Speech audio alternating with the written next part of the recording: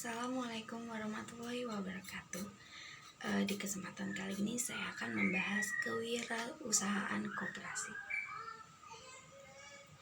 Perkenalkan, nama saya Titania Ayu Setiasi dari Universitas Pancasakti Bekasi dengan nomor NIM 187205604, Prodi Pendidikan Ekonomi B, dengan dosen pengampu Ibu Eka Putri MPDE. Di kesempatan kali ini saya akan menerangkan kewirausahaan koperasi. Berikut ini saya akan menjelaskan pengertiannya. Adalah suatu sikap mental positif dalam berusaha secara kooperatif dan menghasilkan prakarya inovatif secara keberanian mengambil resiko dan berpegang teguh pada prinsip identifikasi koperasi dalam mewujudkan terpenuhnya kebutuhan nyata serta meningkatkan kesejahteraan bersama. Dari definisi tersebut, maka dapat dikemukakan bahwa kewirausahaan koperasi merupakan sikap mental positif dalam berusaha secara kooperatif. Ciri-ciri kewirausahaan koperasi. Yang pertama itu berorientasi pada tugas yang didorong untuk berprestasi, berorientasi pada keuntungan, tekun, tabah, dan mempunyai tekad kerja keras, memiliki kemampuan dalam mengambil resiko dan mengambil keputusan secara tepat dan cermat. Yang ketiga, memiliki jiwa kepemimpinan, suka bergaul, bersedia menerima saran dan kritik. Yang keempat ini adalah inovatif dan kreatif.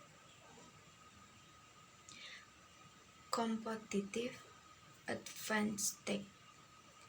Menurut Michael Porter pada tahun 1985 dalam Award 2013 menyatakan bahwa keunggulan bersaing adalah kemampuan untuk diperoleh melalui karakteristik dan sumber daya suatu perusahaan untuk memiliki kinerja yang lebih tinggi dibandingkan perusahaan lain pada industri atau pasar yang sama. Isu tentang keunggulan bersaing dengan sangat populer setelah Porter mengembangkan konsep tersebut.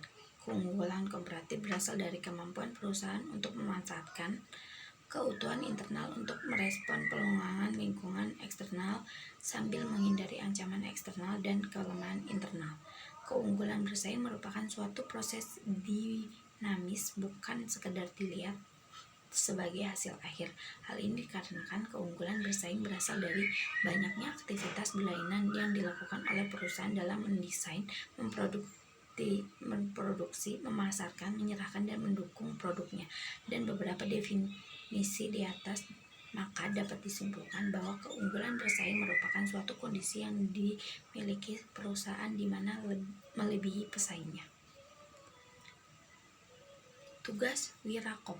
Tugas wirakop ini mencakup keunggulan bersaing, keunggulan dibanding dengan organisasi usaha pesaing. Keunggulan tersebut dapat diperoleh melalui yang pertama adalah mendukung koperasi sebagai pengusaha yang kuat di pasar.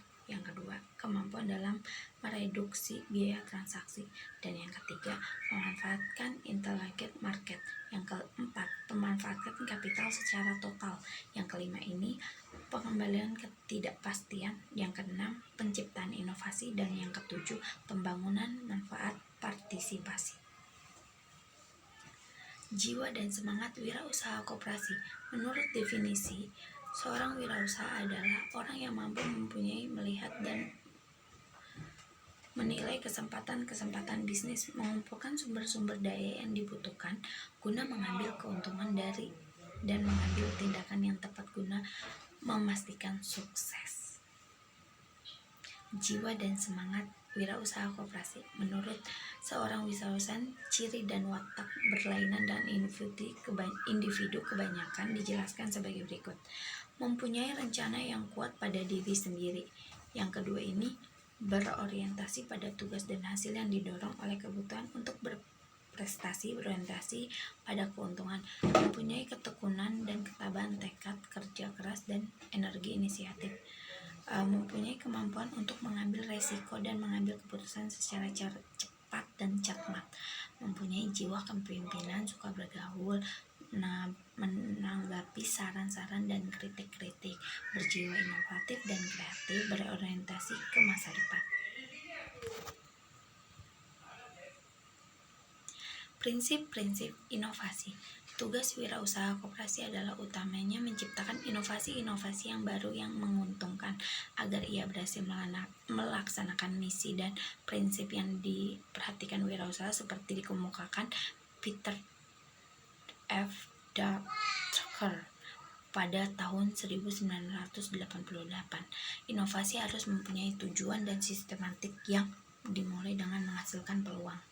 Yang kedua, inovasi harus bersifat konseptual, praktikal, oleh karena itu harus sering pergi keluar untuk melihat-lihat, bertanya, dan mendengarkan.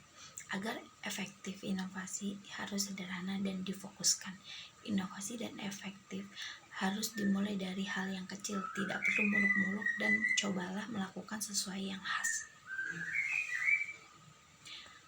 Yang kelima, inovasi yang berhasil harus mengarah ke pimpinan, artinya semua strategi pada pemanfaatan sebuah inovasi harus memperoleh kepemimpinan dalam lingkungan tertentu.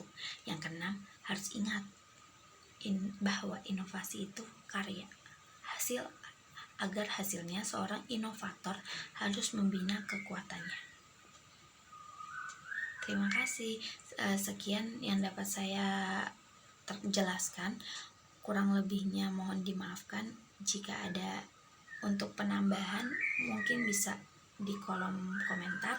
Wassalamualaikum warahmatullahi wabarakatuh.